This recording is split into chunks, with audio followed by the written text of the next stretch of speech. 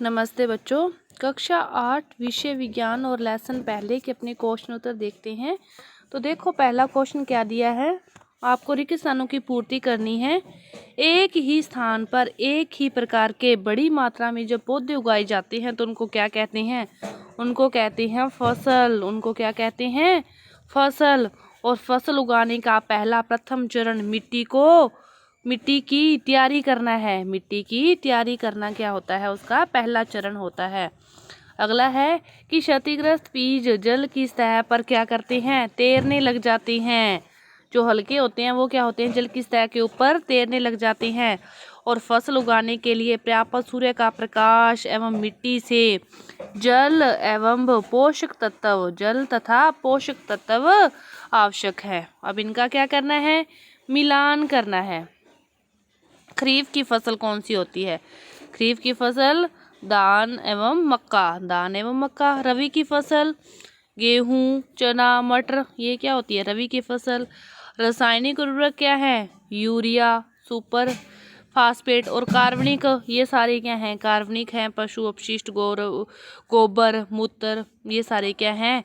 कार्बनिक खाद हैं। इसके बाद दो उदाहरण लिखनी है आपको, रबी की फसल के और खरीफ की फसल के। तो रबी की फसल में तो आप यही गेहूं, चना, मटर लिख सकते हो, और खरीफ की फसल में आप ये धान, मक्का लिख सकते हो। क्या लिख सकते हो? धान, मक्का लिख सकते हो। इसी की फसल है ना। दो उदाहरण लिखने हैं, आप आसानी से लिख सकते हो।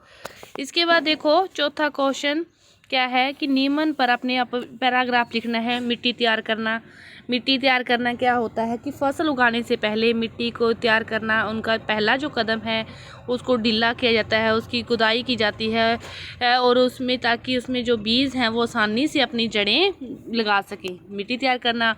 बुआई होता है, ये फसल उत्पादन के लिए जो सबसे महत्वपूर्ण हिस्सा होता है। बुआई से पहले अच्छी गुणवत्ता वाले बीज चुने जाते हैं और बीजों को चुनने के बाद फिर उनको किसी मशीन या ड्रिल की सहायता से जमीन में बोया जाता है। बुआई। निराई क्या कहलाता है? जो अवांछित पौधे होते हैं जिनकी अपने को जरूरत नहीं होती, जो अपने नहीं उगाए होते फिर भी उग जाते हैं, तो उनको उखाड़ने की जो प्रक्रिया है वो क्या कहलाती है? निराई कहलाती है। और थ्रेसिंग किसे कहते हैं? कि फसल के सूखने के बाद उसको भूसे से अलग करने की प्रक्रिया, बीज को भूसे से अलग करने की प्रक्रिया क्या कहलाती है? थ्रेसिंग कहलाती है। इस प्रकार ये आपका थ्रेसिंग है। इसके बाद आपको खाद व उर्वरक में उदाहरण अंतर बताने हैं। जो उर्वरक होता है ये एक अकार्बनिक होता है, और जो खाद है ये प्राकृतिक रूप से, जैसे गोबर खाद हुई, जो केंचुओं की खाद हुई, इसे कहते हैं। जो उर्वरक है इसे कारखानों में तैयार किया जाता है और खाद को खेतों में तैयार किया जाता है, और जो खाद है वो उर्वरक की अपेक्षा काफ़ी अच्छी होती है। इसके बाद देखो सिंचाई किसे कहते हैं, और जल संरक्षित करने के लिए आप किन्हीं भी दो विधियों का वर्णन करो। सिंचाई किसे कहते हैं?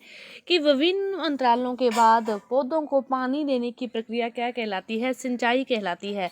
और सिंचाई की काफ़ी विधियां हैं। दो विधियों का वर्णन कहा है, तो एक छिड़काव है और एक ड्रिप प्रणाली, जो आपके चैप्टर में है उसके बारे में आप पढ़ सकते हो। इसके बाद देखो 7वां क्वेश्चन, यदि गेहूं को खरीफ ऋतु में उगाया जाए तो क्या होगा?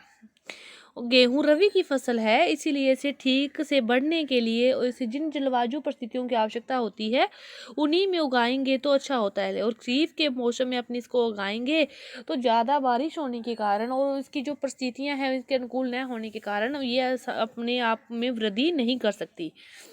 इसके बाद देखो 8वां क्वेश्चन कि खेत में लगातार फसल उगाने से मिट्टी पर क्या प्रभाव पड़ता है? जो मिट्टी की जो अंदर जो पोषक तत्व हैं उनको वो ग्रहण करती रहती है, तो लगातार उनको उगाने के फसल उगती रहती है तो उसकी जो ह्यूमस क्षमता है, जो उसके पोषक तत्व हैं उसमें कमी आ जाती है।